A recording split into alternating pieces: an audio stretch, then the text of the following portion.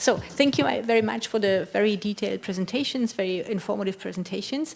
We have a little time left for questions if you have any. We've got a few which came through by Slido, but as we now see that the mics are working, obviously if there's any spontaneous question which is coming from yourself, simply by raising your hand, that we could of course do as well.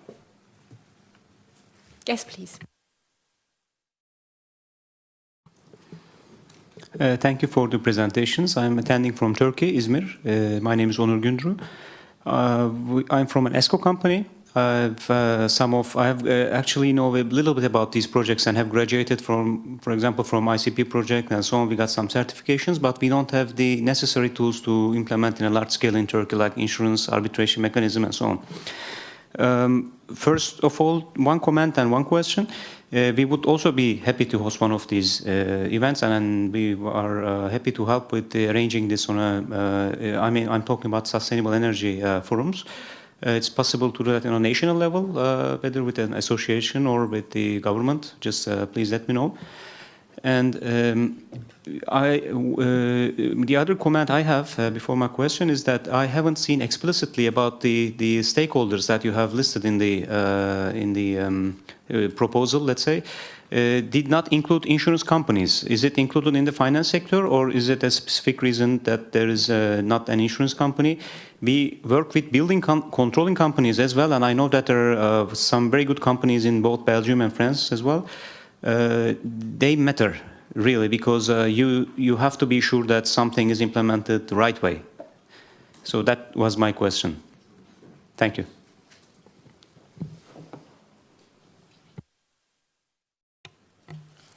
Thank you very much. We'll get to the question right away. Is there another one that we can take at the same time? No? Okay, then we'll just take those. For the first one, regarding the Sustainable Energy Investment Forum, and in particular the national roundtables, I mean, obviously Turkey is very much eligible for any of this type of activity, and so also for the national roundtables. So in this sense, if there was a group who would be ready to host such a process, you would certainly have exactly the same conditions as all other countries and would be very welcome. Second question about insurance companies, I can only say yes, of course. Insurance companies are a very important player. So the stakeholders that you will see in the topics are exemplary. In principle, financial market actors should be mentioned at various places there, which includes also insurance companies from our point of view. And you will even see, especially the project that I have presented, you will see specific projects dealing with insurance companies. So there is a project, for instance, it's called EC Europe. Have a look at that. They are developing insurance solutions for energy savings, which originally comes from Latin America, but is replicated now throughout Europe.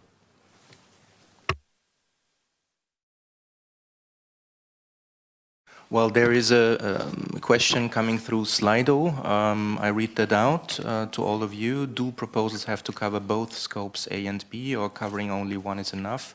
Yes, I think Camilla has briefly mentioned that it is enough if proposals are addressing either A or B. A meaning mainstreaming energy efficiency financing, B meaning innovative financing schemes for energy efficiency investments.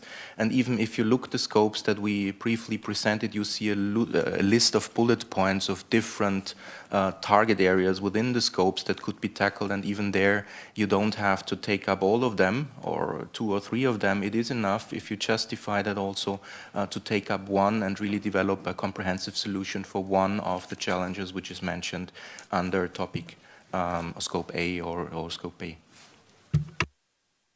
Thank you, Björn. I pass to Camilla to answer the second question on the national roundtables.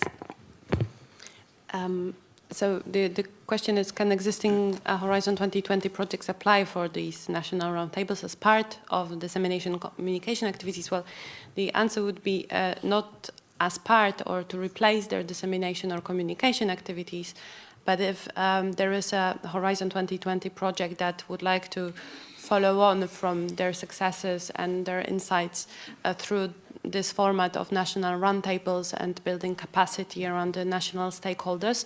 This is, of course, eligible as long as it remains within the scope and addressing the challenge. So, yeah, and Björn, that. Maybe just one word on that issue as well.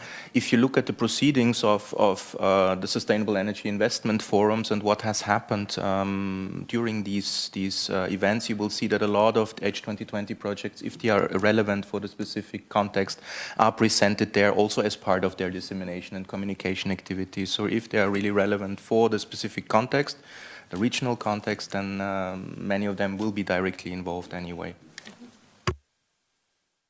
Then a small formalistic question somehow, but fully understandable, asking why in the work program which is concerning the current call 2019, so the one which is open now, why that would say in the topic of the PDA that it will not be continued in 2020. This has basically a formalistic reason because the topic has been moved over to be one under the header Buildings for Energy Transition and is continued there with the number B4E13.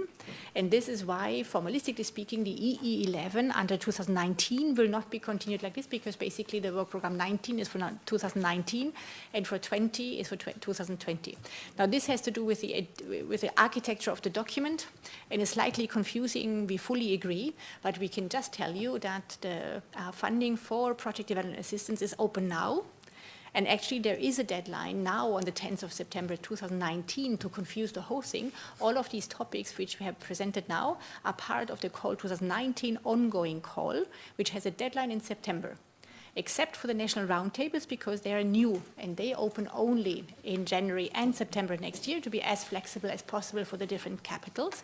So which means you have an opportunity in about 6 weeks' time, and we would never suggest that you can actually draw up an absolutely sensible proposal in 6 weeks' time, but in case you come across it so that you're not confused in the aftermath why we were speaking about deadlines in 2020 while there is one very visibly coming up on the 10th of September 2019.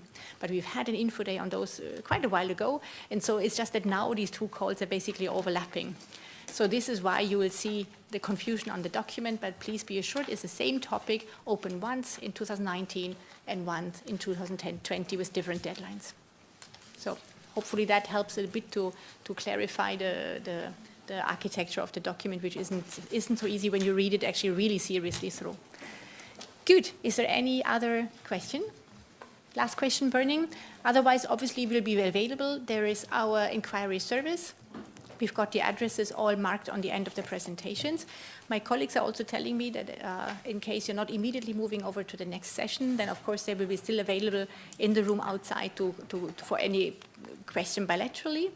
I think I only have one last point that I would like to make, apart from thanking very much yourself for your participation and your interest, thanking our participants on the internet, thanking my colleagues, thanking Diana for the very nice presentations, very informative presentations, and maybe just one word from conclusion. Indeed, Diana was hinting at the European Sustainable Energy Week, which was held last week in Brussels, and quite a few, I guess, of yourselves were here as well last week.